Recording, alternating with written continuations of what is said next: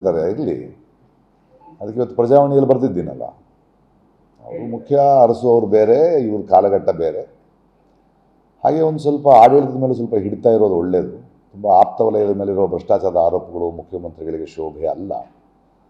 ಅದನ್ನೆಲ್ಲ ಒಂದು ಸ್ವಲ್ಪ ಸರಿ ಮಾಡಿ ಒಂದು ಸ್ವಲ್ಪ ಪಾರದರ್ಶಕವಾಗಿ ನಡೆಸಿದ್ರೆ ಒಳ್ಳೆಯದು ಅನ್ನೋ ಆಶಯನೂ ಹೇಳಿದೆ. ನಾನು ಬರೀ ಹೊಗಳಬಟ್ಟ ಅಲ್ಲ, ಪ್ರಶ್ನೆನೂ ಕೇಳ್ತೀನಿ ನಾನು. ಇರಲಿ, ಅಭಿನಂದನೆಗಳು. ಒಳ್ಳೆಯ ನಾಯಕರು, ಅಹಿಂದ ನಾಯಕರು. ನಾವು ರಾಜಕೀಯ ಪಕ್ಷ ಅಲ್ವಲ್ಲ, ನಾವು ನಿರಂತರ ವಿರೋಧ ಪಕ್ಷ. ಇದ್ದಾರೆ ಇರಲಿ. ಅದಕ್ಕೆ ಇವತ್ತು ಪ್ರಜಾವಾಣಿಯಲ್ಲಿ ಬರೆದಿದ್ದೀನಲ್ಲ, ಅವರು ಮುಖ್ಯ ಅರಸುವವರು ಬೇರೆ, ಇವ್ರ ಕಾಲಘಟ್ಟ ಬೇರೆ. ಹಾಗೆ ಒಂದು ಸ್ವಲ್ಪ ಆಡಳಿತದ ಮೇಲೆ ಸ್ವಲ್ಪ ಹಿಡಿತಾ ಇರೋದು ಒಳ್ಳೆಯದು. ತುಂಬ ಆಪ್ತ ವಲಯದ ಮೇಲಿರೋ ಭ್ರಷ್ಟಾಚಾರದ ಆರೋಪಗಳು ಮುಖ್ಯಮಂತ್ರಿಗಳಿಗೆ ಶೋಭೆ ಅಲ್ಲ.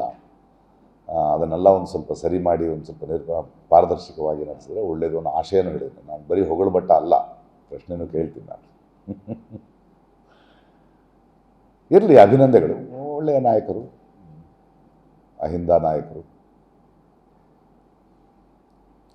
ನಾವು ರಾಜಕೀಯ ಪಕ್ಷ ಅಲ್ವಲ್ಲ, ನಾವು ನಿರಂತರ ವಿರೋಧ ಪಕ್ಷ. ಇದ್ದಾರೆ ಇರಲಿ.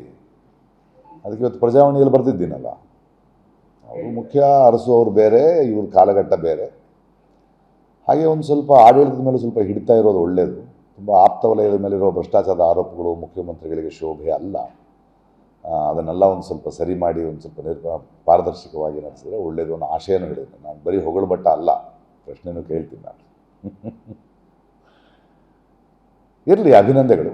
ಒಳ್ಳೆಯ ನಾಯಕರು, ಅಹಿಂದ ನಾಯಕರು. ನಾವು ರಾಜಕೀಯ ಪಕ್ಷ ಅಲ್ವಲ್ಲ, ನಾವು ನಿರಂತರ ವಿರೋಧ ಪಕ್ಷ.